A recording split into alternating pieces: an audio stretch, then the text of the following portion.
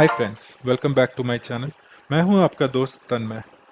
पिछले वीडियो में हमने लुकअप और रेफरेंस में वी लुकअप फंक्शन के ऊपर डिस्कशन किया था और उसे हमें एग्जांपल के थ्रू समझने की कोशिश की थी।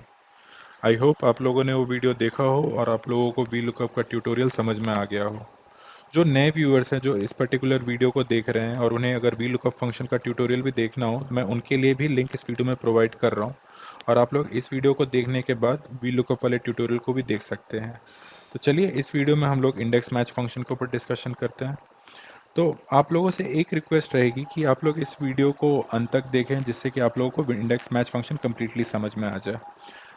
थ्योरेटिकली इंडेक्स मैच फंक्शन एक सुपीरियर फंक्शन होता है वी लुकअप के मुकाबले। वी लुकअप के जो भी लिमिटेशंस होता है, ये इंडेक्स मैच फंक्शन उन लिमिटेशंस को एलिमिनेट कर देता है। और इसे आप ऐसे समझ सकते हैं कि इंडेक्स और मैच दो सेपरेट फंक्शंस होते हैं एक्सेल के, और इनको जब हम लोग कंबाइन कर देते हैं तब जाके हमारा इंडेक्स मैच फंक्शन बनता है। इसका सिंटैक्स कुछ इस तरीके से स्टार्ट होता है। हम लोग एक्सेल में इक्वल टू टाइप करते हैं, उसके बाद हम लोग इंडेक्स टाइप करते हैं, उसके बाद जो पर्टिकुलर हमें कॉलम का डेटा चाहिए, जो हमारा वैल्यू है, उस एरे को हम लोग रेफ़र करते हैं जो हमारा कॉलम हो जाएगा। उसके बाद फिर हम लोग कॉमा मेंशन करके मैच मेंशन करेंगे।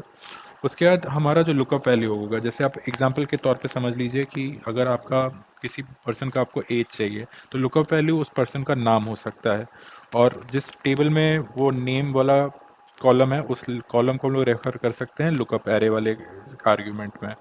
उसके बाद हमारा मैच टाइप होता है। मैच टाइप में हमारा दो तरीके के मैच होते हैं, एक होता है हमारा अप्रॉक्सीमेट मैच और एक होता है हमारा एग्जैक्ट मैच। तो जनरली जब हम लोग कुछ भी सर्च करते हैं तो हम लोग एग्जैक्ट मैच ही रेफ़र करते हैं, एंड वो करने के लिए हमें ज़ीरो या फॉल्स मेंशन करना होता है, तो उससे हमारा एग्जैक्ट मैच आ जाएगा। लेकिन ये अब सवाल उठता है कि हमें इंडेक्स मैच क्यों यूज़ करना चाहिए वी लुकअप के मुकाबले। तो जैसे कि आपको पता होगा कि वी लुकअप के कई लिमिटेशंस होते हैं। जैसे मान लीजिए कि जो आपका जो वैल्यू जिस कॉलम से चाहिए, वो आपका जो लुकअप कॉलम है उसके अगर लेफ़्ट में हो, तो वी लुकअप के फंक्शन के थ्रू हम लोग कभी भी वो डिटेल फेच नहीं कर पाएंगे, वो डिटेल हमें मिलेगा ही नहीं। उसके बाद एक और जो सबसे बड़ा लिमिटेशन रहता है कि मान लीजिए जो आपका जो टेबल एरे है उसमें कोई पर्टिकुलर कॉलम डिलीट हो जाए या फिर कोई नया कॉलम ऐड हो जाए, तो उससे भी आपका जो रिज़ल्ट है उसमें एरर आ सकता है और हैश रेफरेंस का एरर भी आ सकता है।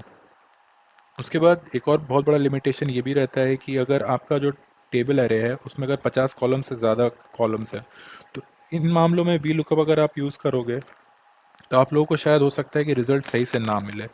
उसके बाद ये भी है कि इंडेक्स मैच कई मामलों में परफॉर्मेंस वाइज वी लुकअप से बहुत बेटर है। तो इसीलिए जनरली अगर आपको अच्छा रिजल्ट और एग्जैक्ट रिजल्ट चाहिए, तो आप लोग इंडेक्स मैच ही यूज़ करें वी लुकअप की जगह। तो चलिए अब हम प्रैक्टिकली इसे एग्जांपल के थ्रू समझ लेते हैं।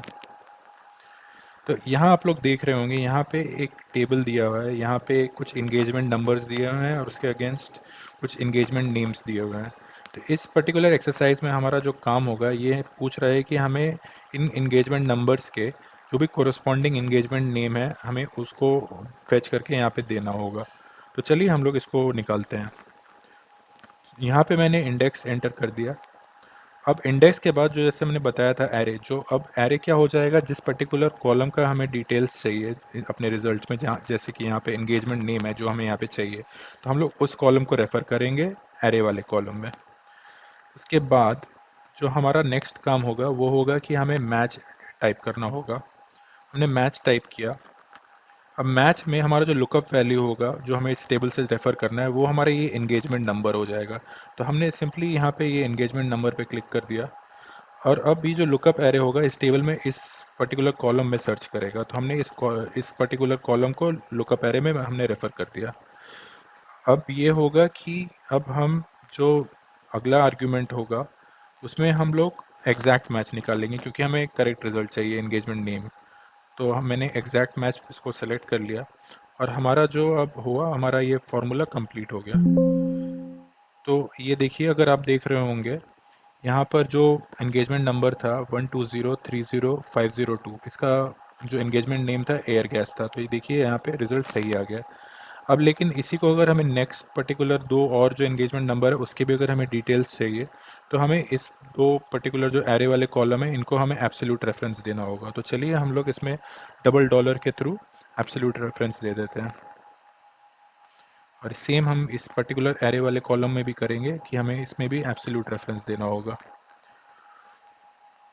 तो ये हमारे यहाँ पे कंप्लीट होता है और इसको बस हम सिंपली नीचे ड्रैग कर देंगे और हमारे जो बाकी दो दूसरे इंगेजमेंट नंबर थे 1222341, यहाँ अगर आप देख रहे होंगे यहाँ पे ये फर्स्ट रिपब्लिक बैंक के लिए ही वो होगा, तो हमारा रिजल्ट यहाँ पे सही आ गया, ये देखिए।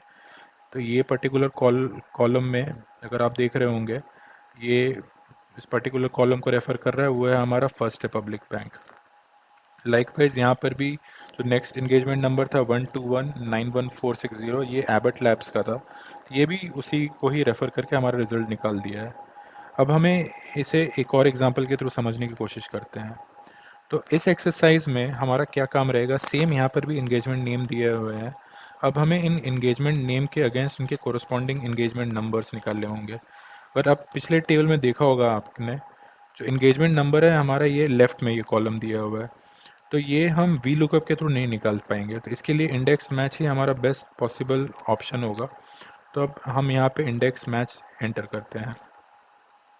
मैंने इंडेक्स मेंशन किया, वैसे ही फिर से मुझे क्योंकि इसमें इंगेजमेंट नंबर चाहिए, तो मैं उस कॉलम को रेफ़र करूँगा जो कि ये वाला कॉलम हो जाएगा, और मैं ये इसको भी एब्सोल्यूट कर दूंगा क्योंकि मुझे नीचे तक वैल्यूज़ चाहिए।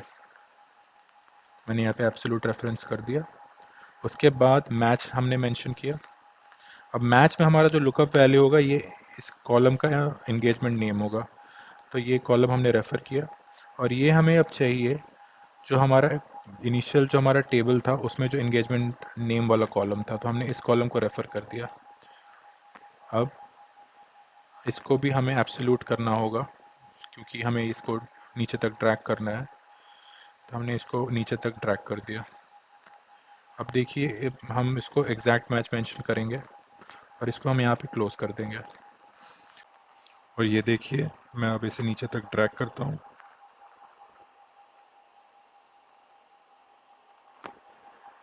तो जैसे आपने देखा, जो भी मेरे इंगेजमेंट नंबर्स थे इन कोरस्पॉन्डिंग सेल्स में आ गए, जो भी हमारे इंगेजमेंट नेम्स थे उसके अगेंस्ट।